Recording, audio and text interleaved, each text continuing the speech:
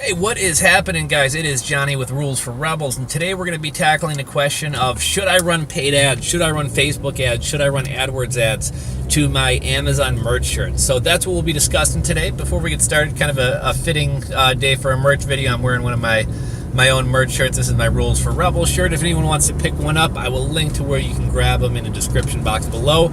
But getting to the question at hand, typically I would advise you don't run paid ads to your Amazon merch shirts, and there's really two main reasons why I would advise against this. The first is you're just not making enough money per shirt to make it worthwhile or to make it feasible. And it's not really unique to Amazon merch. I oftentimes say it's not really worthwhile running paid ads to affiliate marketing offers. And for any of you guys doing like AliExpress drop shipping stuff where you're working on kind of small margins and selling lower cost items, again, it's typically not worth it. And the reason being, if you're going to run paid ads, you need to be making a good amount of money per sale, or you're going to wind up spending more money on advertising than you're making off the sales. So I don't have a calculator in front of me. These are just going to be some kind of rough numbers, but let's assume, for example, that you're probably going to be paying at least 20 cents per click, even on Facebook ads. For AdWords is typically more expensive, so you'd probably be spending more money on AdWords. But Facebook ads, let's assume that you're going to be spending about 20 cents per click.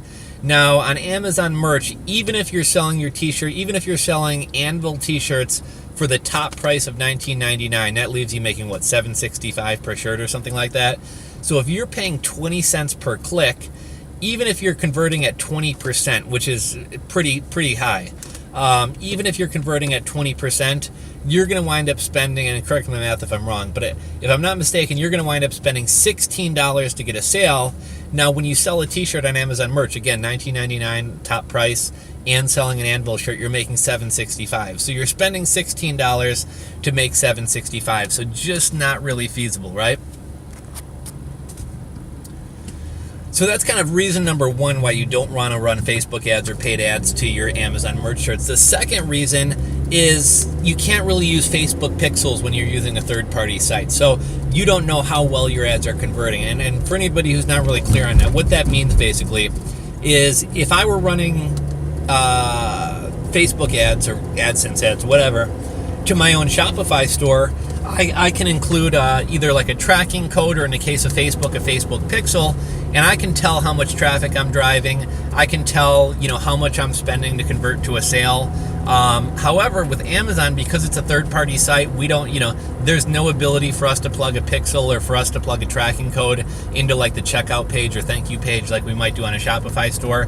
So you're pretty much running ads blindly, right? You can run ads, but you have no idea if those ads are converting to sales. If you get a sale on Amazon merch, you have no idea whether that was just an organic one through Amazon searches or whether it came from Facebook ads. So those are really the main two reasons why I would advise against running paid ads to Amazon merch shirts. Again, one, you're just not making enough money to really make it feasible, even if you're converting really well. And two, kind of goes along with that, you have no way of accurately tracking whether the money you're spending is worthwhile, whether it's even worth spending. There's one kind of exception to this rule. And this is kind of a tip that I recently picked up from the Homemade Entrepreneur. If you haven't checked him out, check him out. He's got some good content and good videos and stuff like that. But he had a kind of a strategy that I hadn't really thought about, so got to give him props for that. So he gave the example of hand lotions, right? And he said he'll run paid ads and say, hey, I don't know if it was like an example of like a lotion that you can make at home with, I don't know, cocoa butter and coconut oil or whatever. But he would run Facebook ads and he would say, okay, submit your email and I'll give you this free recipe for this homemade lotion you can make. And so people would submit the email, right, because they want to get this free hand lotion recipe. And after he delivers that and has your email, he says, this homemade hand lotion recipe that I gave you is really good, but if you live in the Pacific Northwest and your hands are really dry and cracky, you might need to get something a little bit more powerful. And then he links to some Amazon products. But at that point, he's collected their email address so he can continue remarketing to them. So even if he didn't make money, even if on that initial Facebook ad he doesn't make any money off a sale, he has a much more chances to continue to market to them via email down the road because he has their email address. So the one exception I might put to advising you guys not to run Facebook ads to your Amazon merch shirts, and then this is just kind of an example scenario. let's say you have a blog about, we'll say, fishing, right? Now, let's say you also have maybe 8 or 10 Amazon merch shirts about fishing as well. What I might do is create some kind of landing page, or if you advertise your t-shirts on your blog, create a Facebook ad, drive people to your blog, website, some kind of landing page or squeeze page, display your t-shirts on there, and maybe have like a buy button that sends them over to Amazon to buy it. But then you might also have like some kind of free gift or some kind of free giveaway, like the 50 best fly fishing spots in the USA, or here's 10 fishing tips that are guaranteed to help you snag a fish. You know, whatever it may be. You guys know how people do like free giveaways in order to capture emails. So you do some kind of free giveaway, and that way, even though you're paying for that traffic and running that traffic to to your blog, even if you don't get them to buy a t-shirt, assuming you're in the fishing niche, maybe, down the road you could send out an email about some new fishing tackle piece that came out, or maybe there's some type of like travel affiliate program that has a fishing trip going on. You have future chances to continue to market to that person. So that's kind of the one exception to running paid ads, is if you can collect their email address and continue to market to them in whatever niche it is you're advertising in.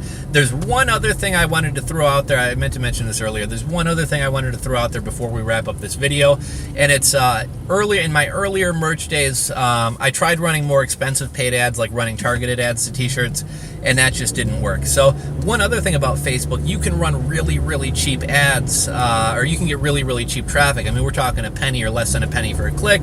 However, a lot of that traffic's going to be coming from outside the states. A lot of that traffic's not going to be that targeted, etc. But what I thought for a minute was, okay, I'm just going to play the numbers game. If I can get 3 clicks for a penny, I'm just going to run a crap load of traffic to my Amazon merch shirts, and like hopefully one person will buy them. And I don't know enough about Amazon's algorithm to say whether this is really bad or not. However, I do know Amazon takes into consideration, I would say the word slipped my mind, like not click-through rating, but essentially if I send 1,000 people to my t-shirt page and none of them buy, that's kind of telling Amazon, like, look, this page is getting a lot of traffic, but nobody's buying. People must not like that product, and it kind of hurts it in search to a sense. Now, on the other hand, if 1,000 people go to my Amazon listing and 100 of them buy, Amazon's like, wow, 10% of the people who land on this page wind up buying the product. This must be a really good product. We'll show it higher in search. So, I don't think you're going to tank your Amazon listing by running low quality, low converting traffic to it, but you can't really it definitely can't help it, and it probably does hurt it to some extent. So that's just my thoughts. If any of you guys have had success running Facebook ads or AdWords ads to your Amazon merch shirts, let me know what the strategy is. Drop a comment in the comment section below. I'd love to know about it, and I'm sure a lot of your fellow YouTubers and merch sellers would as well. And I'm not saying not to run paid ads to t-shirt sales if you have your own Shopify store or something like that. I'm specifically talking here about driving traffic to Amazon. So that's the video for today, guys. I hope you enjoyed it. Any other Amazon merch tips you want to share, drop them below. If you enjoyed the video, thumbs up, share the video, subscribe if you are not subscribed, trying to get to 100K subscribers, and I'll catch you guys on the next one.